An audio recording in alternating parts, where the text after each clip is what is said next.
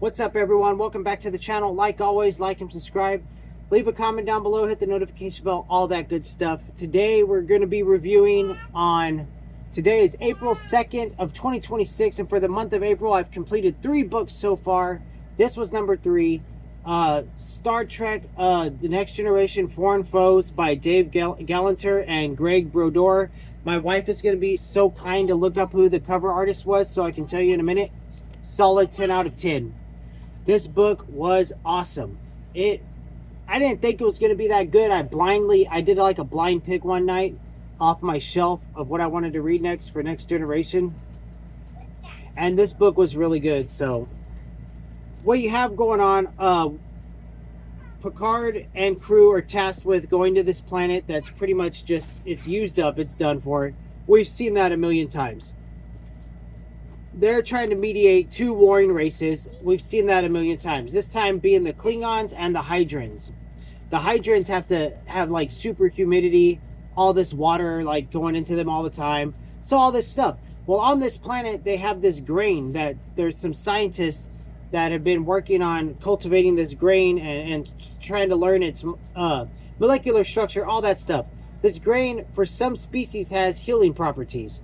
For some species, it does not. It can affect them negatively. Well, anyways, Geordi's down with the ambassador of the Hydrians. Worf and Data are down there, and the ambassador of the Hydrians and Geordi, Data, Worf, they all try some of this grain. So keep that in mind. Well, things start to escalate as the meeting between the Klingons and the Hydrians is going to happen, and Picard's got to mediate this meeting. You know, that's what Picard does. He's a master at, you know, getting races, you know, warring races to finally see eye to eye and all that stuff.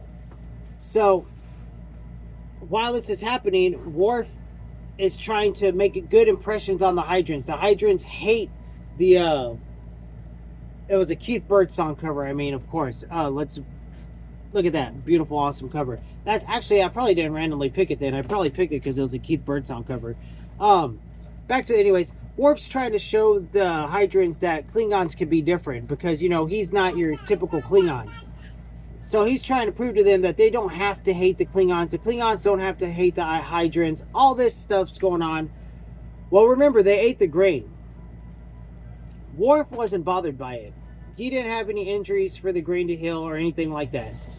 Well, the Hydrians, they have to wear these water masks that help, you know, keep them alive.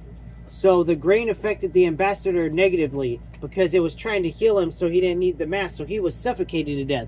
He thought Worf, because him and Worf got into a little bit of what do you call, fisticuffs? Okay, it's the only word I could think of. And he thought Worf ripped his mask off, but really he was just suffocating. So in his final moments of life, he runs into the meeting room and stabs a Klingon to death, and then they both die. So now Worf's being accused of murder. Geordi is affected negatively because it was trying to heal where his visor implants were. So now he doesn't have his visor. He's sick from that. He's on the thing. Data is now malfunctioning. He's kind of crazy in the head because the grain was having an effect on him. Because at the same time he ate the grain, he was reading the history of the Hydrians, and in their history, it's just non-stop hate for the Klingons. So the malfunction had his logic. You know, everybody was a Klingon, or, you know, a Klingon conspirator. All this stuff. Riker and Troy are tasked with going and surveying more of the planet because it's a mystery, and Picard wants to know what's up. Well, their shuttle gets taken out by something, and they're down. What they end up finding is underneath this planet is, as far as the eye can see, like a horizon of just machines. It's just machines making this grain, which isn't, as you get through the book, you learn the grain is not organic. It's like, it's robotic, basically, but it's edible. And like I said, for some people it can heal, so, and some it does not. They don't know none of that. Riker and Troy go through all kinds of chaos, trying to escape from where they are. They finally find a transporter room. They figure it out. Riker is basically about to die because he was bleeding to death. And they get back to Crusher's now. She took care of Geordi. She's down on planet side. She tends to Riker. They give Riker and Troy some of this bread that was made with that grain, and Riker miraculously starts to heal. So now they know that, now they figured out, okay, if the grain can heal people, they figured out that that's what caused Zod's death, the ambassador of the Hydrants. It wasn't Worf. Worf didn't kill him. So now all this stuff's going on. While all that's going on, Picard is kidnapped by the Hydrants. They break his arm. They beat the hell out of him. But Picard's still being stoic as he is, and still trying to, tell them there's a better way than going an all-out war. That's happening. Data's in space taking over the Enterprise. Geordi's trying to thwart that and battle Data pretty much, but Data's out of his android mind.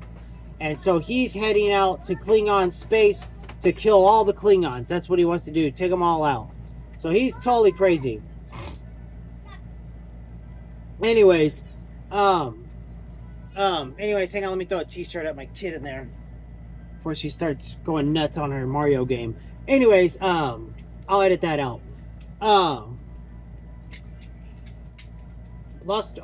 Data's on his way to kill all the Klingons.